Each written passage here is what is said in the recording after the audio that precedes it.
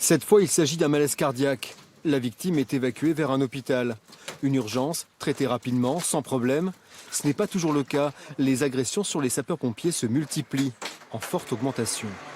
Les agressions auxquelles on peut faire face, elles sont on va dire de deux types. Pour certaines, ça va être des caillassages ou certaines choses qui vont nous être jetées dans certains quartiers. Mais aussi de manière de plus en plus fréquente, c'est des agressions verbales et physiques envers les sapeurs-pompiers. 3 fois plus d'agressions qu'il y a 10 ans, de plus en plus souvent à domicile, lors d'interventions d'assistance à la personne. Une situation intolérable à laquelle s'attaque un groupe de sénateurs. Dans un rapport, ils préconisent 18 mesures. Campagne de sensibilisation, formation, équipement de protection, mais aussi une plateforme d'appel commune avec le SAMU et la police pour une meilleure coordination et une meilleure prévention des risques. La nouveauté, c'est de créer des plateformes bleu, blanc, rouge. Bleu pour les forces de l'ordre, blanc pour la santé, rouge pour les sapeurs-pompiers.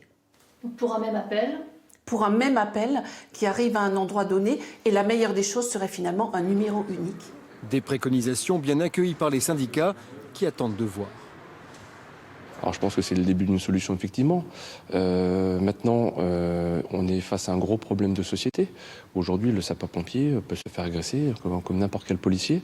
Je pense qu'il y a un mélange des genres. Ce risque, nous y sommes pas préparés, pas formés, et c'est parfaitement inacceptable.